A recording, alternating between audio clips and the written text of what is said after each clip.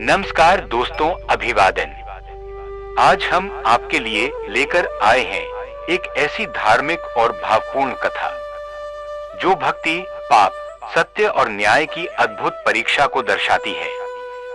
यह कहानी है हनुमतपुर के धर्मी राजा अधिराज की, जिनकी भक्ति हनुमान जी के चरणों में अटूट थी। लेकिन कहते हैं ना, जब महल के भीतर ही मर्यादा भंग हो जाए तो उसका प्रभाव पूरे राज्य पर पड़ता है। इस कथा में आप जानेंगे कैसे भक्ति के होते हुए भी राज्य पर संकट आया, कैसे पाप ने छिपकर अपना स्थान बनाया और कैसे स्वयं हनुमान जी साधु के वेश में सत्य को प्रकट करने धरती पर आए। तो मित्रों, कहानी को अंत तक जरूर सुनिए, क्योंकि अंत में होने वाली परीक्षा धर्म और अधर्म के बीच का फैसला करेगी। जय श्री राम। अभिवादन राजा अधिराज की भक्ति और हनुमतपुर की स्वर्णिम कथा। हनुमतपुर आर्यावर्त की उस पावन भूमि पर बसा एक ऐसा राज्य जहां प्रातःकाल सूर्य की किरणें भी मंदिरों की घंटियों के साथ जागती थी। यह राज्य केवल अपनी समृद्धि के लिए नहीं, बल्कि धर्म, मर्यादा और भक्ति के लिए जाना जाता था। इस राज्य के अधिपति थे राजा अधिराज। राजा अधिराज केवल नाम से ही नहीं, कर्म से भी अधिराज थे। उनका हृदय विशाल था और दृष्टि सदा धर्म पर टिकी रहती थी। परंतु जिस बात ने उन्हें सबसे अलग बनाया वह थी उनकी अटूट भक्ति। राजा अधिराज की आराधना का केंद्र थे महावीर हनुमान। प्रत्येक दिन ब्रह्म मुहूर्त में वे उठते, स्नान करते और राजमहल के उत्तर द्वार स्थित हनुमान मंदिर में घंटों ध्यान लगाते। न राजकाज की चिंता, न वैभव का मोह, बस एक ही मंत्र उनके हृदय में गूंजता रहता, जय श्री राम, जय बजरंग बली। कहा जाता था कि जब राजा ध्यान में बैठते तो स्वयं पवन पुत्र उनकी भक्ति से प्रसन्न होकर उस स्थान को पावन कर देते थे। राज्य में संकट आने से पहले ही टल जाते, क्योंकि राजा की भक्ति ढाल बनकर खड़ी रहती थी। राजा की दो प्रमुख रानियां थी, महारानी महेश्वरी और महारानी चंद्रकला। दोनों रूप और गुण में अद्वितीय थी। महेश्वरी गंभीर, शालीन और तेजस्विनी थी, तो चंद्रकला चंचल, आकर्षक और वाकपटू।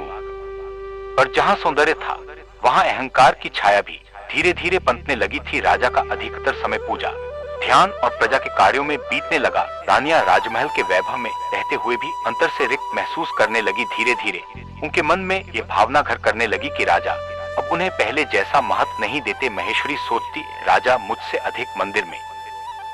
चंद्रकला मन ही मन कहती, बहन होने का दिखावा है, पर राजा का झुकाव उसी ओर अधिक है। और इसी तुलना, इसी प्रतिस्पर्धा ने दोनों के हृदय में ईर्ष्या का बीज बो दिया। वे एक दूसरे को नीचा दिखाने का कोई अवसर नहीं छोड़ती थीं। शब्दों में कटाक्ष, व्यवहार में कठोरता। राजमहल के भीतर एक अदृश्य युद्ध चलने लगा। राजा इन सब से अनभिज्ञ थे। उनका मन तो केवल भक्ति में लीन था। जहां भक्ति से दूरी और अहंकार की वृद्धि होती है, वहां पतन की भूमि स्वयं तैयार हो जाती है।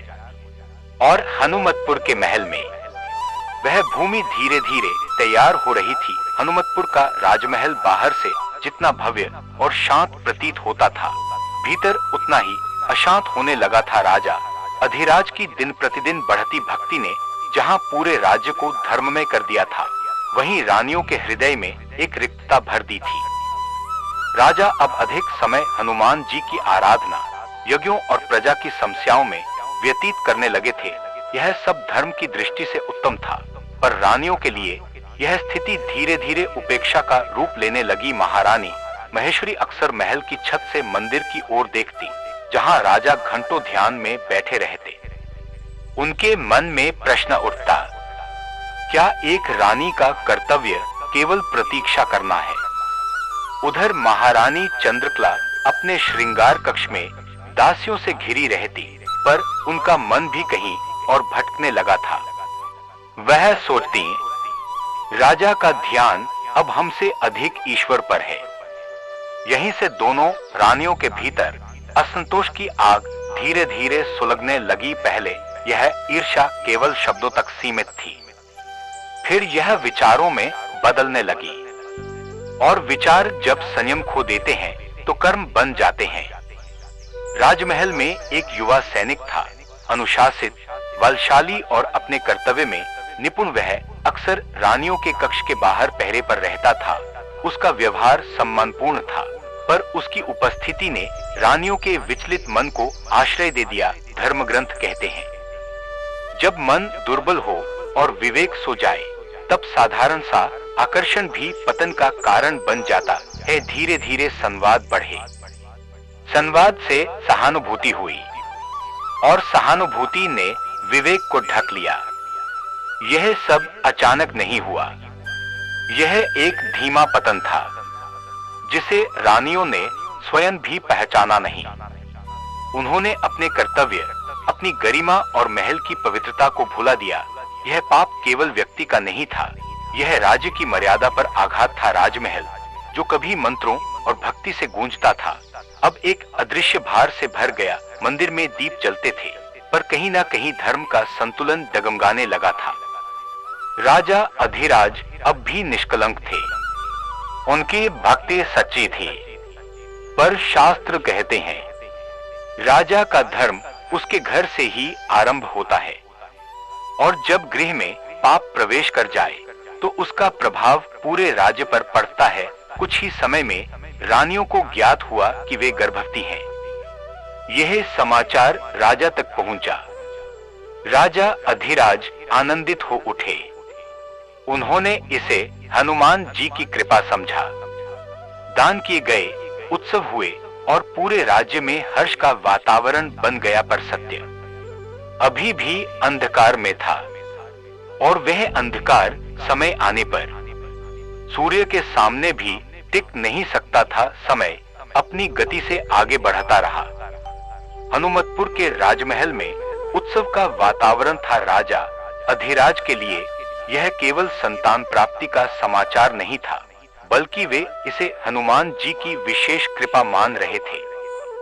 राजा ने पूरे राज्य में अन्नदान करवाया, मंदिरों में दीप जलाए गए, साधु संतों का सत्कार हुआ।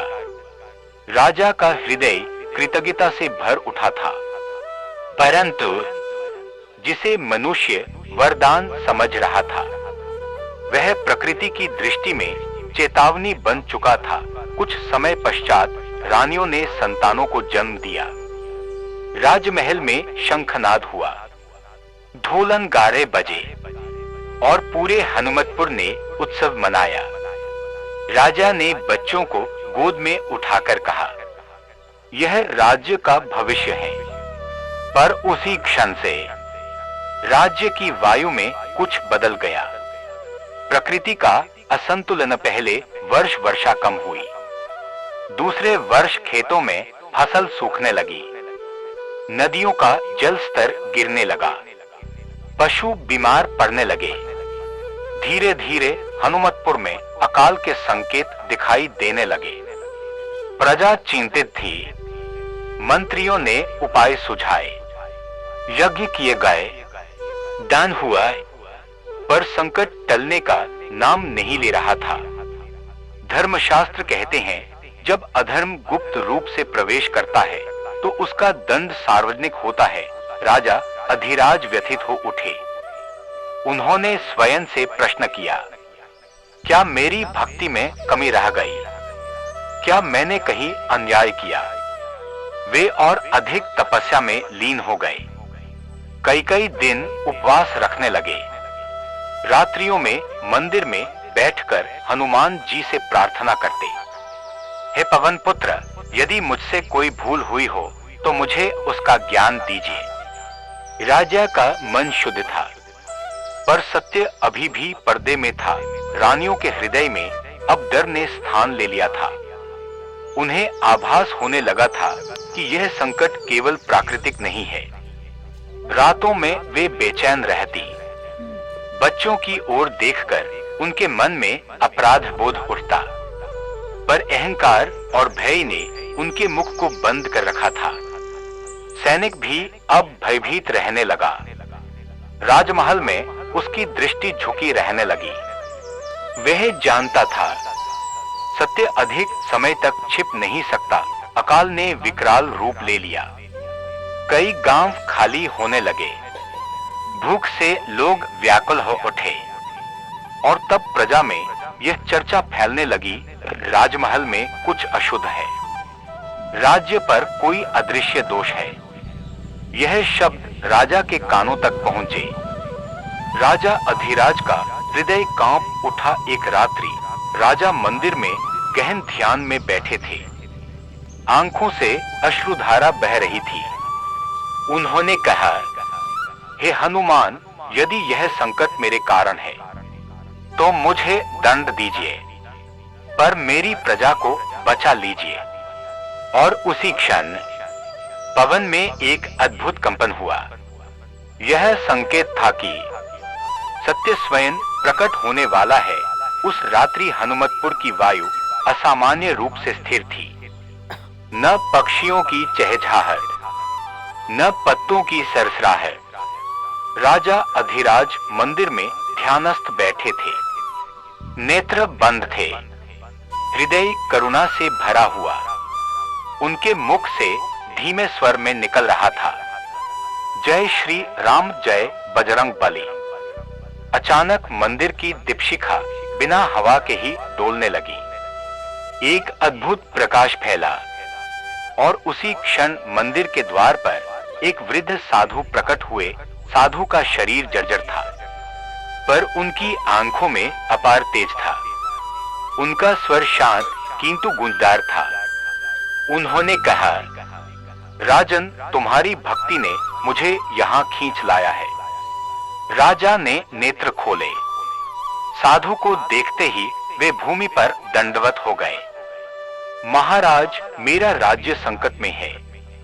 यदि आप मार्गदर्शन दें तो मैं कृतार्थ हो जाऊं। साधु मंद मुस्कुराए। उन्होंने कहा, संकट बाहर नहीं है राजन, संकट तुम्हारे ही गृह से उत्पन्न हुआ है।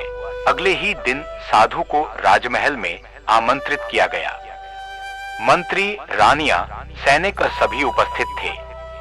साधु की दृष्टि जब रानियों और उस सैनिक पर पड़ी तो क्षण भर के लिए वातावरण भारी हो गया। रानियों का हृदय कांप उठा। सैनिक के मुख का रंग उड़ गया, पर राजा अब भी सबसे अनभिज्ञ थे। साधु ने कहा, राजन, यदि आप सचमुच राज्य का कल्याण चाहते हैं तो आपको एक कठोर सत्य देखने का साहस रखना होगा। राजा ने बिना हिचक कहा, सत्य चाहे जितना भी कठोर हो, मैं उसे स्वीकार करूंगा।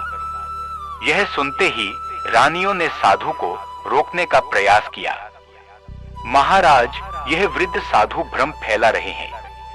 राज्य पहले ही संकट में है। सैनिक भी आगे बढ़ा। इन्हें महल से बाहर किया जाए।